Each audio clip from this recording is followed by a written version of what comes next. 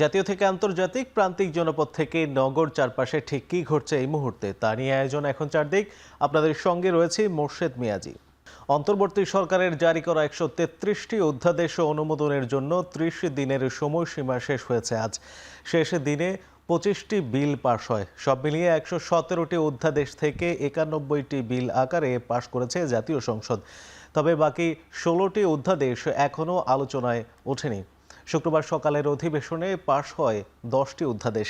দুপুরের বিরতির পর সাইবার সুরক্ষা বিল, জুলাই যোদ্ধাদের কল্যাণ ও পুনর্বাসন বিল এবং জুলাই অভ্যুত্থান স্মৃতি জাদুঘর বিল সহ 15টি বিল পাশ হয়। অন্তর্বর্তী সরকারের সময় জারি করা 133টি অধ্যাদেশের মধ্যে ঐকমত্য হওয়ায় 98টি বিল হুবহু উত্থাপনের সুপারিশ করে বিশেষ কমিটি। কিন্তু এর মধ্যে কিছু বিল সংশোধনী আনে সরকারি দল। এর প্রতিবাদ জানিয়ে বিরোধী দলীয় চিফ হুইপ নাহিদ ইসলাম বলেন, সরকারি দল ছলছাতুরি করছে। একইভাবে বিলগুলো উত্থাপনের আগ মুহূর্তে সংসদ সদস্যদের কাছে খসড়া দেওয়ায় এর সমালোচনা করে বিরোধী দলীয় নেতা ডাক্তার শফিকুর রহমান বলেন, অন্তত একদিন আগে বিলগুলোর খসড়া দিলে আলোচনা করা যেত। এদিন জনগুরুত্বপূর্ণ 16টি অধ্যাদেশ আলোচনার টেবিলে না রাখায় অধিবেশনের শেষ মুহূর্তে ওয়াকআউট করে বিরোধী দল। এরপরই অধিবেশন মুলতবি ঘোষণা করেন স্পিকার। অধিবেশন শেষে সরকার দলীয় চিফ হুইপ নুরুল ইসলাম মনি বলেন, 16টি অধ্যাদেশ পরবর্তীতে রিপোর্ট আকারে উত্থাপিত হবে।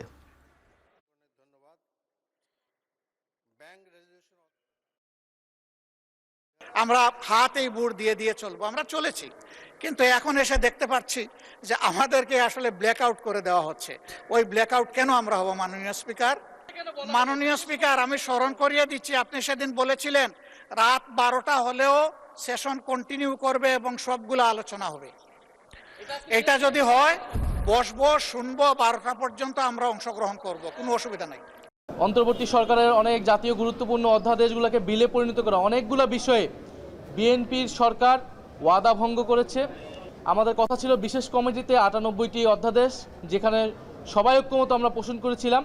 একটা সমঝোতা হয়েছিল যে এই বিলগুলো নিয়ে আমরা কেউই আসলে আপত্তি তুলব না, এটাতে আমরা সবাই ঐক্যবদ্ধ। তো আমরা দেখতে পেলাম আধা ঘন্টা আগে এই জুলাই গণঅভ্যুত্থান স্মৃতি জাদুঘরের বিলটিতে একটি সংশোধনী আনা হয়, আমাদেরকে না জানিয়ে, কাউকে না জানিয়ে, এক ধরনের ছলচাতুরির মাধ্যমে এইটি পাশ করানো হয় এবং একটি ভুল অপব্যাখ্যা দেওয়া হয়। 5 তারিখ থেকে 10 তারিখের মধ্যে 133টি অধ্যাদেশ পাশ করা যায় কিনা এটা বুঝতে হবে।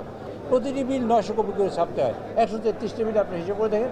আবার এখানে orders of the day ready করতে হয়, ইত্যাদি সব মিলিয়ে আমরা সিদ্ধান্ত নিয়েছি তখন যে আমরা 16টা বিল, এটা আমরা একটা রিপোর্ট আকারে পেশ করেছি, একটা কনসেনসাস আছে। এই 16টা বিল আমরা পরবর্তীতে, এটা আপনাদের দেখাচ্ছি, পরবর্তীতে আমরা আলাপ আলোচনা করে এটা আমরা সিদ্ধান্ত নেব এবং এইটা আমরা ল্যাপস করলেও এখন এটা আবার নেক্সট সেশনে আমরা আনবো, এরকম একটা সিদ্ধান্ত। ব্যয়ের বড় খাত মেঘা প্রকল্প হওয়ায় জনগণ বিনিয়োগের সুফল পায়নি, আর রাজস্ব আদায়ের চেয়ে ব্যয় বেশি হওয়ায় বাজেট ঘাটতি দেখা গেছে।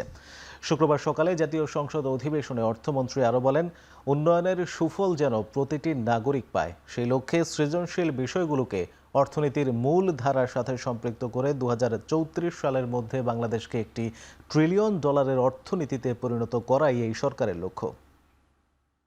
সরকারের সময়ে রাজস্ব আহরণ ব্যবস্থায় কাঙ্ক্ষিত অগ্রগতি পরিলক্ষিত হয়নি।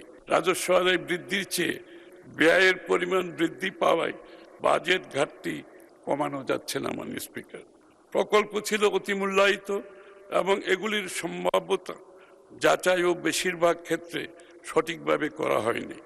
বিগত সরকারের আমলে বাস্তবায়িত মেগা প্রকল্পগুলো এই ক্ষেত্রে বিশেষভাবে উল্লেখ্য। ফলশ্রুতিতে জনগণ সেই বিনিয়োগের প্রত্যাশিত সুফল ভোগ করতে পারেনি। সংরক্ষিত নারী আসনের মনোনয়ন ফর্ম বিতরণ শুরু করেছে বিএনপি। দলের যুগ্ম মহাসচিব ও প্রধানমন্ত্রীর রাজনৈতিক উপদেষ্টা রুহুল কবির রিজভী এই কর্মসূচির উদ্বোধন করেন। শুক্রবার নয়াপল্টনে দলের কেন্দ্রীয় কার্যালয়ে রুহুল কবির রিজভী বলেন, যারা আওয়ামী লীগ আমলের দুঃশাসনের কবলে পড়ে নির্যাতনের শিকার হয়েছেন তাদের মধ্য থেকে সংরক্ষিত নারী সংসদ সদস্য বেছে নিবে। আরও বলেন, নিপীড়ন, নির্যাতন, কারাবরণ সবই সহ্য করতে হয়েছে বিএনপির নারী নেত্রীদের। সব দিক বিবেচনা করে সিদ্ধান্ত নেবেন দলের মনোনয়ন বোর্ড। ফর্মের দাম নির্ধারণ করা হয়েছে 50,000 টাকা।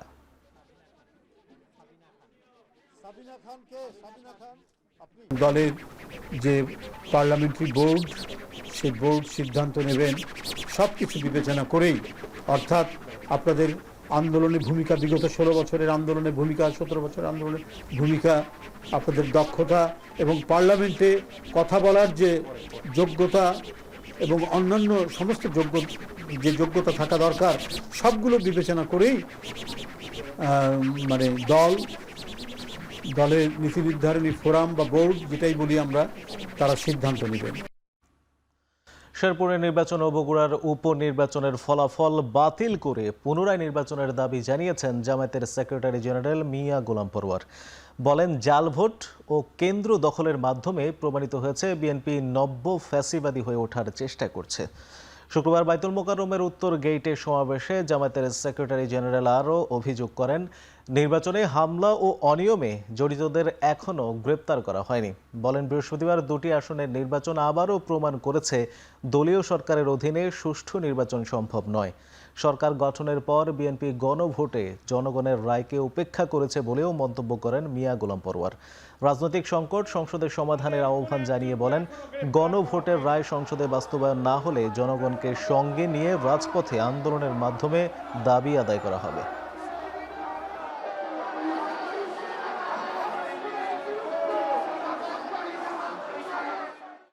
আমরা প্রধান নির্বাচন কমিশনারকে বলবো, আপনি এই দুইটি আসনের নির্বাচনকে বাতিল ঘোষণা করুন।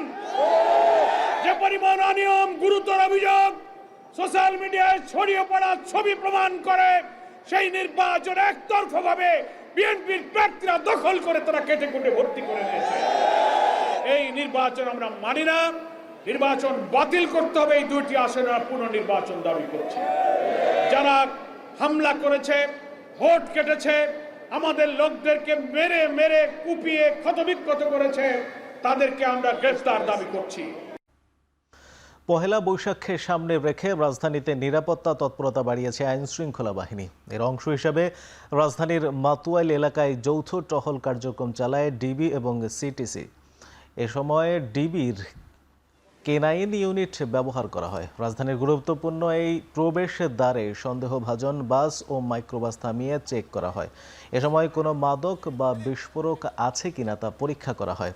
পহেলা বৈশাখ উদযাপন নির্বিঘ্ন করতে এই অভিযান বলে জানিয়েছে দায়িত্বপ্রাপ্ত কর্মকর্তা।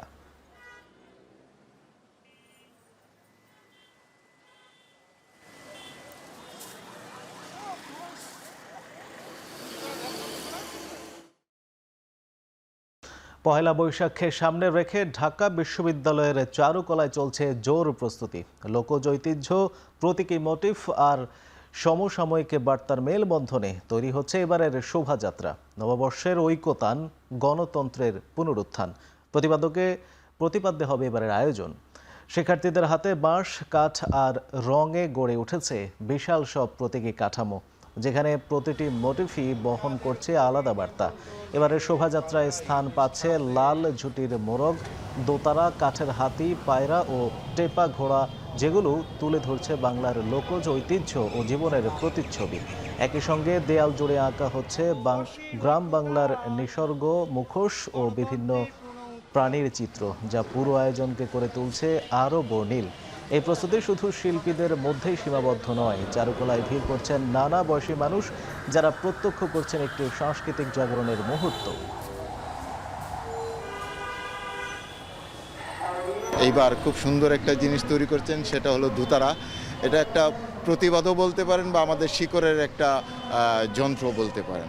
বাংলাদেশিদের একটা সাংস্কৃতিক উৎসব, সেখানে যেন কোনো ধরনের বিশৃঙ্খলা এবং কোনো ধরনের প্রশ্ন, প্রতিবন্ধকতা, সীমাবদ্ধতা আমরা না তৈরি করি। বৈশাখে যে মোটিভগুলো, বাঘ, পেঁচা, ঘোড়া, এসব আছে আমাদের এই স্বকীয়তাগুলো ওদের কাছে হাতে তুলে না দেই, না দেখায়, পরিচয় করিয়ে না দেই, একসময় এগুলো হারিয়ে যাবে। ঐতিহ্যের সাথে পরিচয় করানোর জন্য আমাদের বাচ্চাদেরকে এই প্রস্তুতির দিনে আমরা আসলে নিয়ে এসেছি যে এর ব্যাকগ্রাউন্ডে, বিহাইন্ড দ্য সিন আসলে কি হয়। ছুটির দিনেও রাজধানীর ফিলিং স্টেশনগুলোতে রয়েছে যানবাহনের দীর্ঘ লাইন। শুক্রবার সন্ধ্যায় বিজয় সরণির ট্রাস্ট পেট্রোল পাম্পে তেল নিতে চালকদের লাইন মহাখালী ছাড়িয়ে যেতে দেখা গেছে। এ সময় গ্রাহকদের উপচে পড়া ভিড় সামাল দিতে কাজ করেন সেনা সদস্যরাও। রাজধানীর মধ্যে সবচেয়ে বেশি গ্রাহকদের তেল দিচ্ছে এই পাম্পটি। এখানে মোটরসাইকেল চালকদের জন্য 1000 আর ব্যক্তিগত যানবাহনের জন্য 3500 টাকার তেল দিচ্ছে কর্তৃপক্ষ।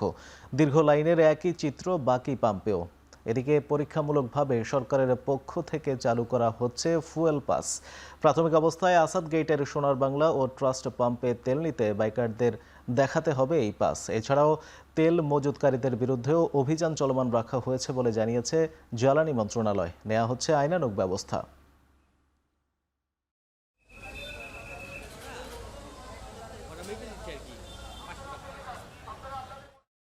500 টাকার বেশি তেল দেয় না অনেক পাম্পে, বুঝছেন, ফুল ট্যাঙ্কি দেয় না। আবার অনেক পাম্পে আছে যে 300 দেয়, শুধু এরকম 3 ঘন্টা 4 ঘন্টা ধরে সিরিয়াল দিয়ে বসে থাকা লাগে, তারপরে 300 টাকার তেল দেয়। আজকে একটু এই সমস্যা দেখলাম, পেট্রোল পাম্পের সমস্যা না, সমস্যা হলো আমাকে এই সিরিয়াল ধরছে এইখান থেকে আউট দিয়া এই সমস্যা হয়েছে। তেল আছে গাড়িতে, তারপরে আসছে, জিজ্ঞেস করছে কেন, যদি তেল না পাই। অনেক বেশি চাপ এবং হিমশিম খাওয়ার জন্য আমাদেরকে আর্মি ডাকতে হচ্ছে, পুলিশ ডাকতে হচ্ছে। মধ্যরাতেও রাজধানীতে খোলা রাখা ফিলিং স্টেশনগুলোতে জ্বালানি নিতে দীর্ঘ লাইন। মার্চ মাস থেকে তৈরি হওয়া এই চিত্র কবে পরিবর্তন হবে তা বলতে পারছে না কেউ। এ নিয়ে সবশেষ পরিস্থিতি জানাতে রাজধানীর আসাদ গেট থেকে সরাসরি যুক্ত হচ্ছেন সহকর্মী তৌহিদুল তারেক। তেলের সংকটে কি বলছেন পাম্প মালিকরা?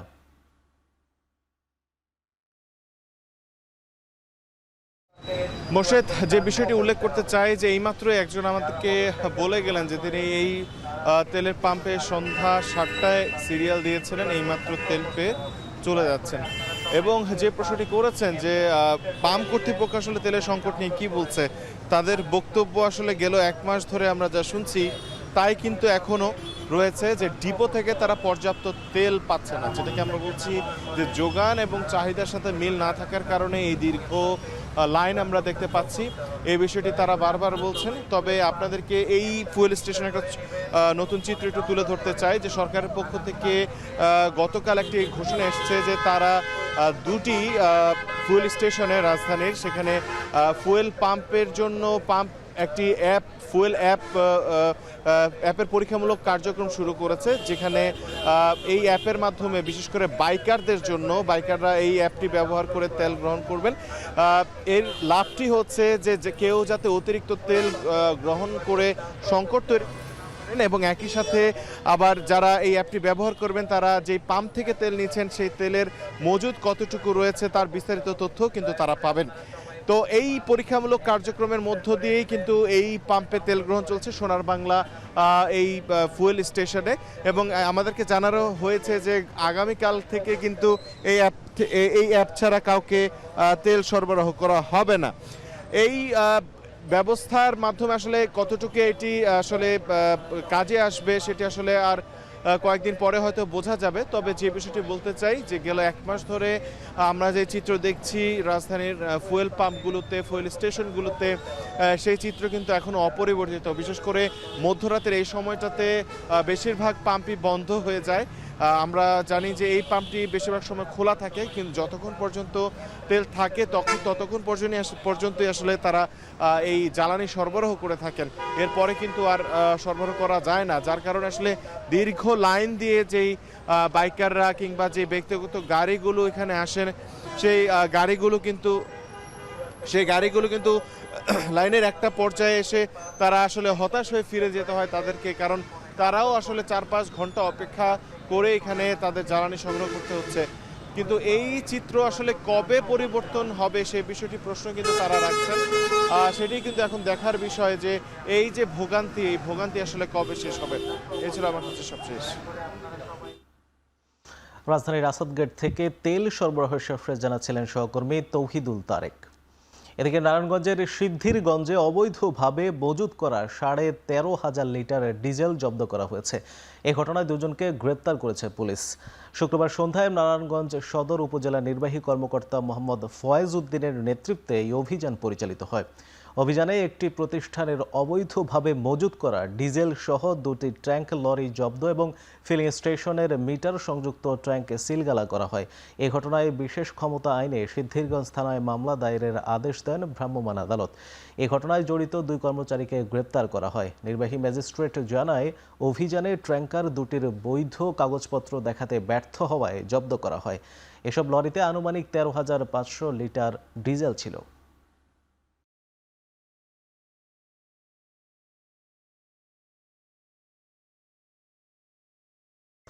হামের উপসর্গ নিয়ে বৃহস্পতিবার সকাল 8টা হতে শুক্রবার সকাল 8টা পর্যন্ত নতুন করে আরও 4 জনের মৃত্যু হয়েছে বলে জানিয়েছে স্বাস্থ্য অধিদপ্তর। এ সময় নতুন করে 168 জন হামে আক্রান্ত হয়েছে বলে জানিয়েছে প্রতিষ্ঠানটি। বরিশাল শেরেবাংলা মেডিকেল কলেজ হাসপাতালে হামের উপসর্গ নিয়ে আরও 2 শিশুর মৃত্যু হয়েছে।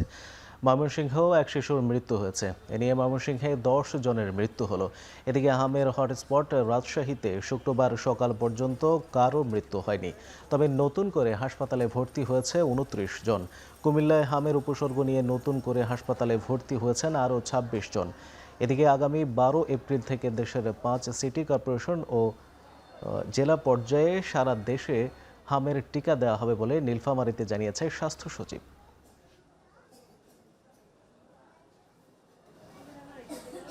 আগামী 12 তারিখ থেকে আমরা ঢাকা উত্তর, ঢাকা দক্ষিণ সিটি কর্পোরেশন এবং চট্টগ্রাম সিটি কর্পোরেশন এলাকায় আমরা এই টিকাদান কর্মসূচি শুরু করব। 20 তারিখ থেকে আমরা বাকি সারা দেশে আমরা টিকা কর্মসূচি করব ইনশাআল্লাহ। এসএসসি পরীক্ষায় প্রশ্নপত্র ফাঁস রোধে কঠোর অবস্থানের কথা জানিয়েছেন শিক্ষামন্ত্রী ডক্টর আ.ন.ম এহসানুল হক মিলন। শুক্রবার সকালে চট্টগ্রাম কলেজের অডিটোরিয়ামে আসন্ন এসএসসি পরীক্ষার প্রস্তুতি নিয়ে কেন্দ্র সচিবদের সঙ্গে মতবিনিময় সভায় তিনি বলেন, প্রশ্ন ফাঁসের সঙ্গে জড়িতদের বিরুদ্ধে কঠোর আইনি ব্যবস্থা নেওয়া হবে। কেন্দ্র সচিবদের ফোন নম্বর ট্র্যাকিংয়ের আওতায় আনার কথা জানিয়ে শিক্ষামন্ত্রী আরও বলেন, ভবিষ্যতে সারা দেশে একক প্রশ্নপত্রে এইচএসসি পরীক্ষা নেয়ার পরিকল্পনা রয়েছে। স্কুলের বাইরে কোচিং করালে শিক্ষকদের বিরুদ্ধে ব্যবস্থা নেওয়া হবে, তবে স্কুলের ভেতরে কোচিংয়ের জন্য আলাদা সম্মানের ব্যবস্থা করতে পারবে কর্তৃপক্ষ। এছাড়া খাতা মূল্যায়নে নিয়মিত স্যাম্পলিং করা হবে এবং কোনো প্রতিষ্ঠানে পাশের হার শূন্য হলেও এমপিও বাতিল করা হবে না বলে জানান তিনি। সভায় নকল মুক্ত পরিবেশে পরীক্ষা সম্পন্ন করতে বিভিন্ন দিক নির্দেশনা দেন শিক্ষামন্ত্রী। এ সময় শিক্ষকরাও তাদের বিভিন্ন দাবি তুলে ধরেন।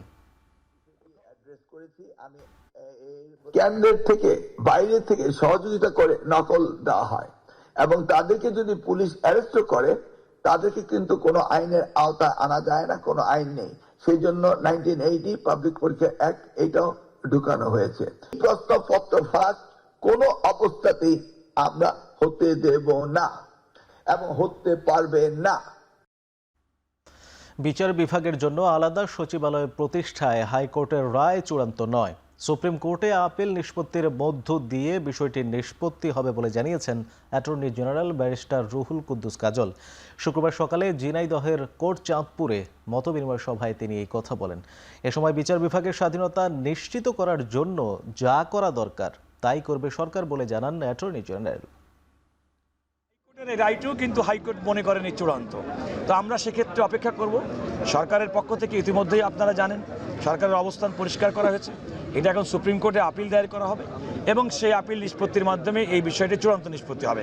বিচার বিভাগের স্বাধীনতায় আমরা প্রত্যেকে বিশ্বাস করি এবং বিচার বিভাগকে সম্পূর্ণভাবে স্বাধীন করে মানুষের সুবিচার প্রাপ্তির যে অধিকার, সে অধিকার সুনিশ্চিত করার জন্য প্রত্যেকটা সরকারের দায়িত্ব এবং কর্তব্য।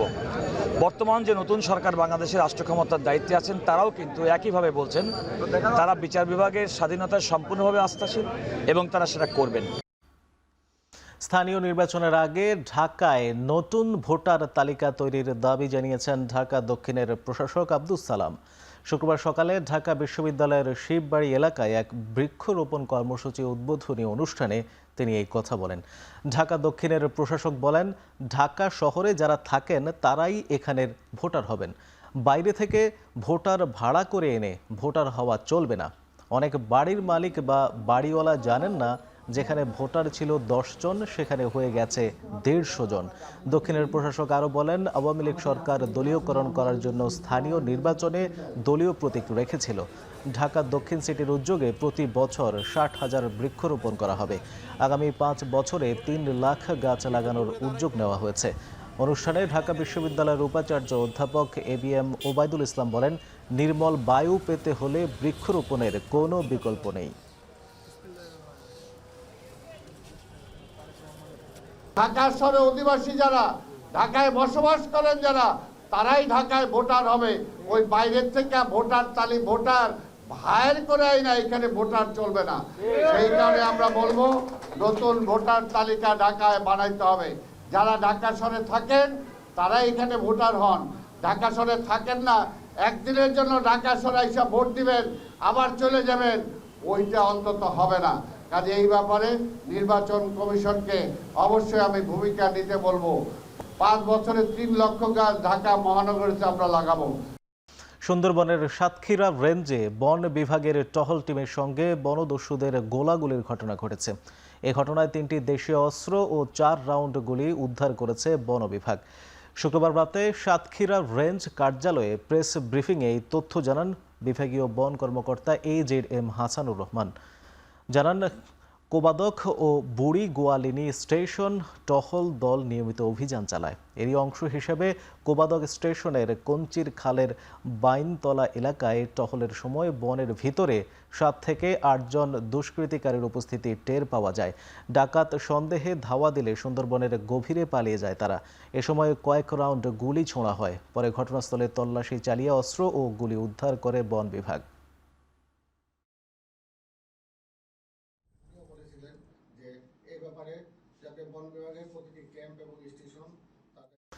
ধামরাইয়ে এনসিপির ঢাকা জেলা উত্তরের নবগঠিত কমিটির আত্মপ্রকাশ ও অফিস উদ্বোধনকালে পদ বঞ্চিতদের সাথে নবগঠিত কমিটির সদস্যদের দফায় দফায় সংঘর্ষ হয়েছে। এতে উভয় পক্ষের অন্তত 20 জন আহত হয়েছে। শুক্রবার বিকেলে ধামরাইয়ের কামালপুর বাস স্ট্যান্ড এলাকায় হাজী কামরুল সুপার মার্কেটের 3য় তলায় ঢাকা জেলা উত্তরের কার্যালয় উদ্বোধনের সময় এই ঘটনা ঘটে। এনসিপির ঢাকা জেলা উত্তরের নবগঠিত কমিটির আহ্বায়ক ইঞ্জিনিয়ার নাবিলা তাসনিদ জানায়, কার্যালয় উদ্বোধনের সময় অতর্কিত হামলা চালায় দুর্বৃত্তরা। হামলাকারীরা জুলাইকে পুঁজি করে ব্যবসা করে আসছিলেন। কমিটিতে পদ না পেয়ে তারা এ ধরনের ঘটনা ঘটিয়েছে বলে দাবি করেন তিনি।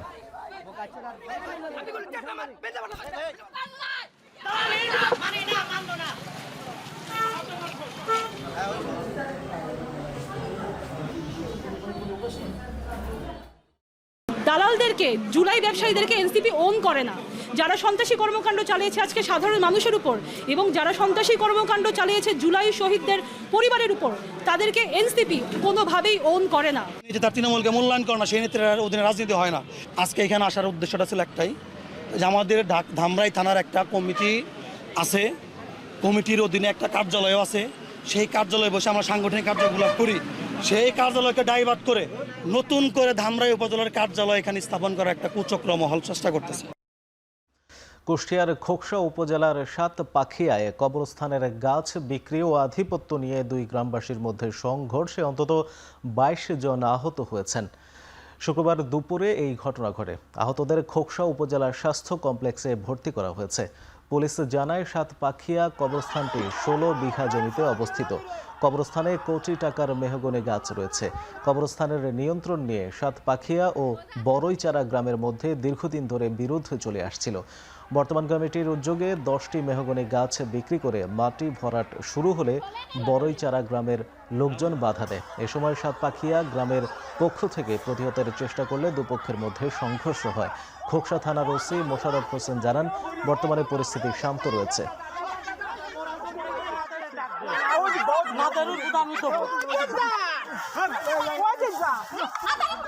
সিলেটের কোম্পানিগঞ্জ সীমান্তে ভারতীয় খাসিয়াদের গুলিতে এক বাংলাদেশি যুবক নিহত হয়েছেন। বৃহস্পতিবার রাত 9টার দিকে কোম্পানিগঞ্জ সীমান্তে এই ঘটনা ঘটে। বিজিবি জানায়, রাতে কোম্পানিগঞ্জ উপজেলার দয়ার বাজার এলাকায় 3 যুবক মাদকের চালান আনার উদ্দেশ্যে অবৈধভাবে ভারতের 1 কিলোমিটার ভিতরে প্রবেশ করে। এ সময় চোর সন্দেহে সুপারি বাগানে স্থানীয় ভারতীয় খাসিয়ারা ছররা বন্দুক দিয়ে কয়েক রাউন্ড গুলি ছোঁড়ে। এতে সালেহ আহমেদ নামে একজন বাংলাদেশি গুলিবিদ্ধ হয়ে মারা যায়।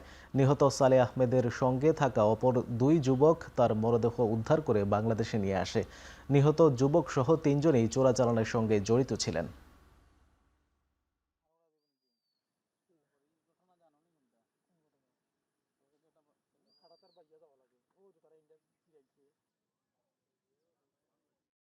কুষ্টিয়ার মিরপুরে এক স্কুল শিক্ষার্থীকে ধর্ষণের অভিযোগ উঠেছে। বৃহস্পতিবার উপজেলার ছত্রগাছা মাধ্যমিক বিদ্যালয়ে এই ঘটনা ঘটে।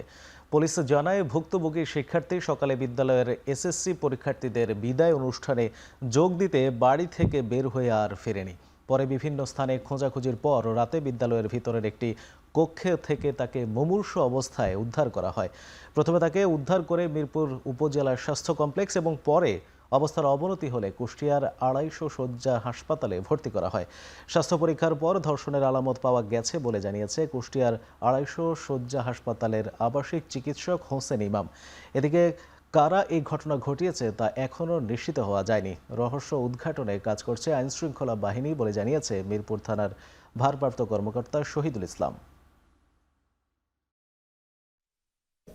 তো আজকে সকালে তার স্বাস্থ্য পরীক্ষা করা হয়।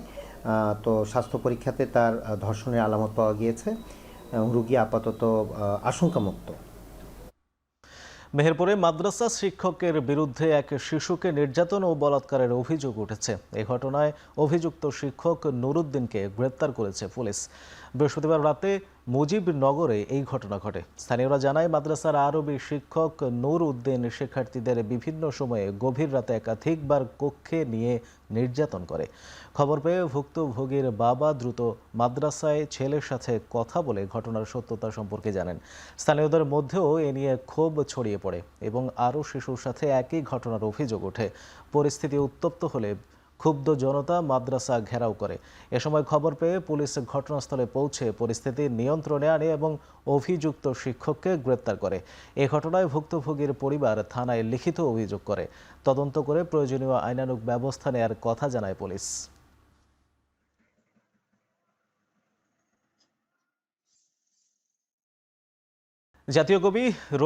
জাতীয় রবীন্দ্র সঙ্গীত পরিষদ আয়োজিত 2 দিনব্যাপী জাতীয় রবীন্দ্র সঙ্গীত সম্মেলন শুরু হয়েছে বাংলাদেশ শিল্পকলা একাডেমির জাতীয় নাট্যশালায়।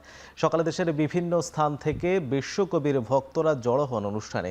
প্রদীপ প্রজ্বলনের মাধ্যমে উদ্বোধন হয় অনুষ্ঠান।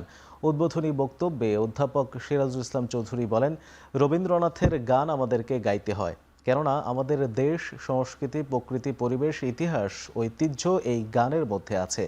পরে সমবেত কণ্ঠে পরিবেশিত হয় বোধন সঙ্গীত আমি মরণের সাগর পাড়ি দেব, যা উপস্থিত দর্শকদের মুগ্ধ করে।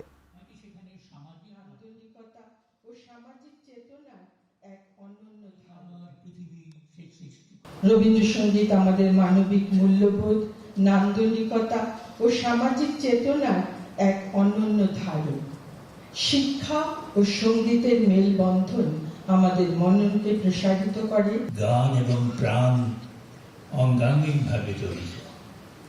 গান থাকলে বোঝা যায় প্রাণ আছে, এবং প্রাণ যখন থাকে তখন সেখানে গানও থাকে।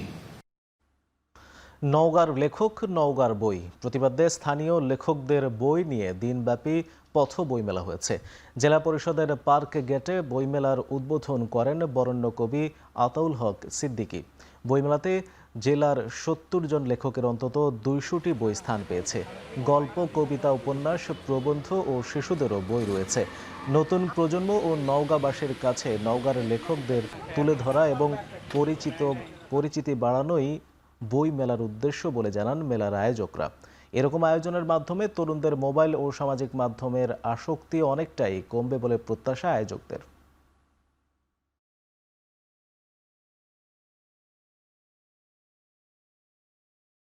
দেশের বিভিন্ন জেলায় নিত্যপণ্যের বাজারে অস্থিরতা। কোথাও সরবরাহ কমে দাম বেড়েছে মাছের, আবার কোথাও সবজি ও ভোজ্য তেলের দামও ঊর্ধ্বমুখী।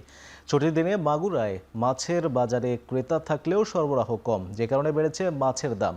নববর্ষ উপলক্ষে ইলিশের চাহিদা বাড়লেও বাজারে এর সরবরাহ কম। ছোট ইলিশ কেজি প্রতি বিক্রি হচ্ছে ১৬০০ থেকে ১৮০০ টাকা এবং বড় ইলিশ ২২০০ থেকে ২৪০০ টাকায়। এছাড়া দেশি সহ চাষের মাছের দামও বেশি থাকায় ক্ষুব্ধ ক্রেতারা। মানিকগঞ্জের পাইকারি আড়তে একদিনের ব্যবধানে সবজির দাম কেজি প্রতি ৫ থেকে ২০ টাকা পর্যন্ত বেড়েছে। এদিকে চট্টগ্রামের বাজারে সপ্তাহ ব্যবধানে খোলা ভোজ্য তেলের দাম লিটার প্রতি ১০ থেকে ১৫ টাকা বেড়েছে। পাশাপাশি বোতলজাত তেলের সংকট থাকায় ভোগান্তিতে পড়েছে সাধারণ ক্রেতারা।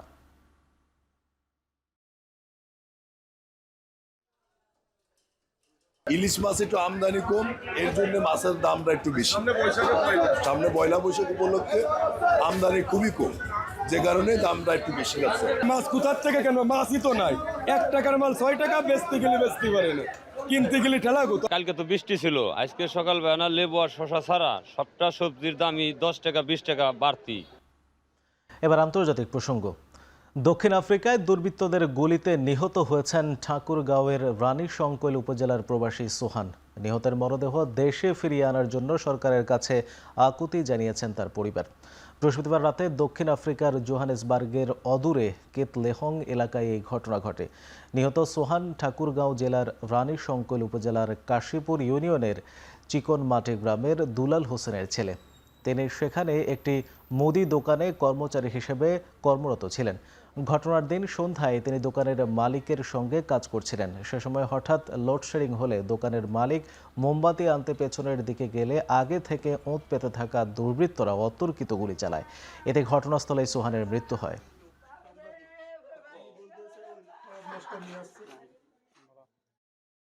থাইল্যান্ডের একটি রিসোর্ট থেকে ২১ বাংলাদেশি সহ ২২ জন অবৈধ অভিবাসন প্রত্যাশীকে আটক করা হয়েছে। বুধবার স্থানীয় সময় বিকেলে দক্ষিণ থাইল্যান্ডের চানা জেলার একটি রিসোর্ট থেকে অভিযান চালিয়ে নিরাপত্তা বাহিনী তাদেরকে গ্রেপ্তার করে। ব্যাংকক পোস্টের প্রতিবেদন, আটক হওয়ারা অবৈধভাবে সীমান্ত পাড়ি দিয়ে মালয়েশিয়ায় ঢোকার উদ্দেশ্যে রিসোর্টটিতে অবস্থান করছিলেন। অভিযানের সময় ১৬টি মোবাইল ফোন উদ্ধার করে পুলিশ। এ ঘটনায় রিসোর্টের মালিককেও আটক করা হয়েছে। প্রাথমিক জিজ্ঞাসাবাদে মানব পাচারের সঙ্গে নিজের সম্পৃক্ততার অভিযোগ অস্বীকার করেন তিনি। আটক ব্যক্তিদের বিরুদ্ধে পরবর্তী আইনি পদক্ষেপ নিতে শৃঙ্খলা ইমিগ্রেশন সেন্টারে নেওয়া হয়েছে।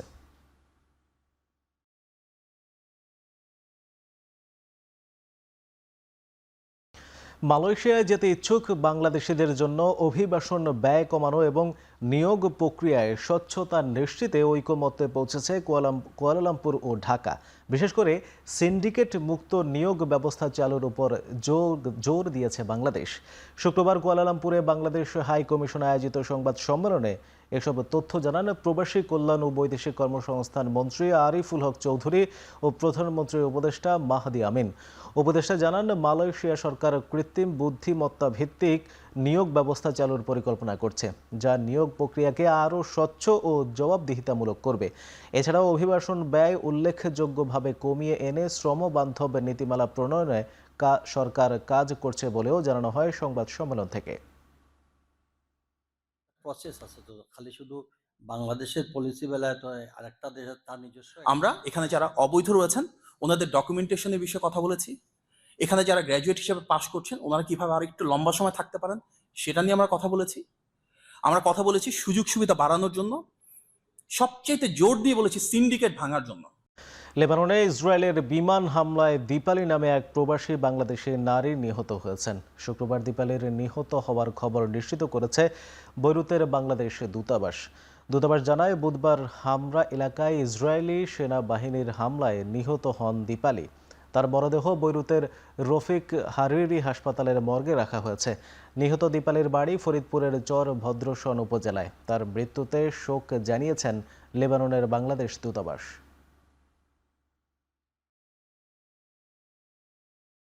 যুদ্ধবিরতি আলোচনায় ইরান চালাকির চেষ্টা করলে তা মেনে নেবে না ওয়াশিংটন। ইসলামাবাদের উদ্দেশ্যে রওনা দেওয়ার আগে সাংবাদিকদের কথা জানান মার্কিন ভাইস প্রেসিডেন্ট জেডি ভ্যান্স। জানান শনিবারের আলোচনার জন্য গাইডলাইন ঠিক করে দিয়েছেন মার্কিন প্রেসিডেন্ট ডোনাল্ড ট্রাম্প। এদিকে যুদ্ধবিরতি কার্যকর হলেও ইসরায়েলের সঙ্গে সরাসরি আলোচনায় বসতে আগ্রহী লেবানন। এরই মধ্যে শরীরের শেষ নিঃশ্বাস থাকা পর্যন্ত ইসরায়েলের বিরুদ্ধে লড়াই করে যাওয়ার প্রত্যয় ব্যক্ত করেছেন হিজবুল্লাহ প্রধান। বৈরুত সহ লেবাননের একাধিক স্থাপনায় আইডিএফের হামলার জবাবে আশদোদের নৌঘাঁটিতে হামলা চালিয়েছে হিজবুল্লাহ। এর আগে যুদ্ধ বন্ধে আগ্রহী না হলেও লেবাননের সঙ্গে সরাসরি আলোচনায় বসার কথা জানান নেতানিয়াহু। অন্যদিকে ইসরায়েলকে কূটনীতি নস্যাৎ করতে দিলে সেটি যুক্তরাষ্ট্রের জন্যই বোকামি হবে বলে হুঁশিয়ারি দেন ইরানের পররাষ্ট্রমন্ত্রী আব্বাস আরাকচি। আর হরমুজ প্রণালী দিয়ে দিনে 15টি জাহাজ চলাচলের সীমা নির্ধারণ করেছে তেহরান।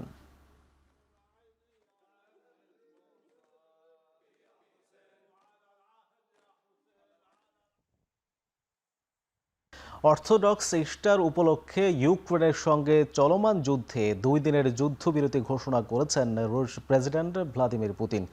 ক্রেমলিন বলছে পুতিনের সিদ্ধান্তে স্থানীয় সময় শুক্রবার বিকাল 4টা থেকে 12 এপ্রিল রাত 11টা 59 পর্যন্ত মোট 32 ঘন্টা এই যুদ্ধবিরতি কার্যকর থাকবে। যদিও উস্কানি বা হামলা মোকাবেলায় প্রস্তুত থাকার নির্দেশ দিচ্ছে মস্কো। বিবৃতিতে বলা হয় রাশিয়া আশা করে ইউক্রেনও এই যুদ্ধবিরতি মেনে চলবে। যদিও মস্কোর এই ঘোষণায় আশ্বস্ত হতে পারছেন না কিয়েভবাসী। তাদের অভিযোগ আগেও যুদ্ধবিরতির কথা বলে অতর্কিত হামলা করেছে রাশিয়া। গেল বছর অর্থোডক্স ইস্টারের হামলার উদাহরণ টেনেছেন অনেকেই। আর ইউক্রেনীয় প্রেসিডেন্ট জেলেনস্কি বলেছেন মস্কো নয় কিয়েভই ইস্টারের যুদ্ধবিরতির জন্য প্রথম যোগাযোগ শুরু করেছে। যুক্তরাষ্ট্রের চাপ থাকা সত্ত্বেও সাফল্যের ধারাবাহিকতা ধরে রেখেছে উত্তর কোরিয়া। পিয়ংইয়ং সফরে গিয়ে এই বার্তা দিয়েছেন চীনের পররাষ্ট্রমন্ত্রী ওয়াং ই। শুক্রবার এই তথ্য জানিয়েছে উত্তর কোরিয়ার রাষ্ট্রীয় টেলিভিশন KRT। বৈঠকে দুদেশের পররাষ্ট্রমন্ত্রী দাবি করেন গেল সেপ্টেম্বরে বৈঠকের মাধ্যমে বেইজিং পিয়ংইয়ং এর মধ্যে বন্ধুত্বের নতুন যে অধ্যায় শুরু হয়েছে তা ঐতিহাসিক। দুই দেশের জনগণের স্বার্থে দ্বিপাক্ষিক সম্পর্ক আরও উন্নত করার অঙ্গীকার করেন তারা। কোভিড মহামারী ও ইউক্রেন যুদ্ধ শুরুর পর রাশিয়ার সাথে উত্তর কোরিয়ার ঘনিষ্ঠতা বাড়ার কারণে শি জিনপিংয়ের সঙ্গে কিমের সম্পর্ক কিছুটা স্থবিরতা এসেছিল। আগামী মাসে চীন সফর করতে পারেন ট্রাম্প। পাশাপাশি কিমের সঙ্গে নতুন করে সংলাপের বিষয়ে আগ্রহ দেখাচ্ছেন মার্কিন প্রেসিডেন্ট।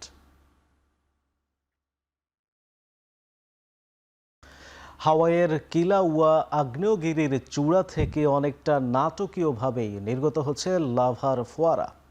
চোখ ধাঁধানো সেই দৃশ্য ধরা পড়েছে মার্কিন ভূতাত্ত্বিক জরিপ সংস্থা USGS এর ভিডিওতে। সংস্থাটি জানিয়েছে স্থানীয় সময় বৃহস্পতিবার বেলা 11টার দিকে লাভার ফোয়ারা বের হতে শুরু করে। এই সময় মাটি থেকে ফোয়ারাগুলোর উচ্চতা ছিল 625 ফুট পর্যন্ত। বিশ্বের অন্যতম সক্রিয় আগ্নেয়গিরি এই হাওয়াই দ্বীপের কিলাউয়া। 2024 সালের 25 ডিসেম্বর থেকেই থেমে থেমে অগ্ন্যুৎপাত ঘটাচ্ছে কিলাউয়া। এই টাইমলাইনের হিসাবে এবারের উদগীরণ 44তম লাভা উদগীরণের ঘটনা।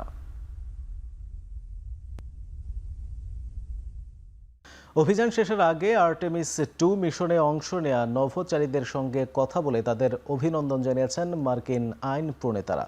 স্থানীয় সময় শুক্রবার ক্যালিফোর্নিয়ার প্রশান্ত মহাসাগরে অবতরণের মধ্য দিয়ে শেষ হবে নাসার আর্টেমিস 2 মিশনটি। এই অভিযানটিকে অর্ধ শতাব্দীর মধ্যে চাঁদের নিকটতম কক্ষপথে মানুষের প্রথম যাত্রা হিসেবে অভিহিত করেছে নাসা, যা সারা বিশ্বে মানুষের মধ্যে বিস্ময় আশা ও গর্ব সৃষ্টি করেছে। রকেট উৎক্ষেপণ দেখার উৎসব, মহাকাশ নিয়ে বিশেষ ক্লাস থেকে শুরু করে প্ল্যানেটোরিয়াম ভ্রমণ এবং নাসা থিমযুক্ত পোশাকের বিক্রি বৃদ্ধি, এই সব কিছুই মিশন নিয়ে সাধারণ মানুষের প্রবল আগ্রহের প্রমাণ দিচ্ছে। 10 দিনের এই মিশনটি ছিল চাঁদের অবতরণের একটি মহড়া মাত্র। 1972 সালের অ্যাপোলো 17 এর পর এটি প্রথম নাসার বড় ধরনের অভিযান। পাকিস্তানের তারকা ব্যাটার বাবর আজম ফের ইতিহাস গড়লেন টি-20 ক্রিকেটে। সেঞ্চুরি মিস করলেও সবচেয়ে কম ইনিংসে 12,000 রানের মাইলফলক ছিলেন বাবর আজম। পাকিস্তান সুপার লিগে করাচি কিংসের বিপক্ষে 51 বলে অপরাজিত 87 রান করেন বাবর। এই ইনিংস খেলতে গিয়ে ছুঁয়ে ফেলেন 12,000 রানের মাইলফলক।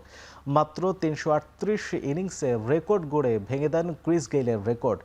গেইলের লেগেছিল 43 ইনিংস আর বিরাট কোহলি পৌঁছেছিলেন 360 ইনিংসে। বিশ্বের দ্বাদশ ও পাকিস্তানের দ্বিতীয় ব্যাটসম্যান হিসেবে এই কীর্তি গড়লেন বাবর আজম। যদিও টি-20তে এখনও সর্বোচ্চ রানের রেকর্ড রয়েছে গেইলের দখলে।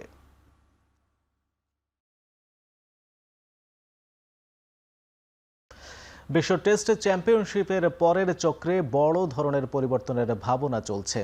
12 দলের লিগ করার পরিকল্পনার পাশাপাশি এক টেস্টের সিরিজ অন্তর্ভুক্তির প্রস্তাব দিতে যাচ্ছে আইসিসির ওয়ার্কিং গ্রুপ। নিউজিল্যান্ডের সাবেক ব্যাটার রজারের নেতৃত্বে এই প্রস্তাবে জিম্বাবুয়ে, আফগানিস্তান ও আয়ারল্যান্ডকে অন্তর্ভুক্ত করার কথা হয়েছে। বর্তমানে তারা ডব্লিউটিসির বাইরে থাকায় বড় দলের বিপক্ষে সুযোগ সীমিত। এক টেস্টের সিরিজে চালু হলে ছোট দলগুলো বেশি ম্যাচ খেলতে পারবে আর আয় বাড়ানোর সুযোগও পাবে আয়োজকরা। তবে প্রস্তাবটি নিয়ে চূড়ান্ত সিদ্ধান্ত নেবে বোর্ড প্রধানরা।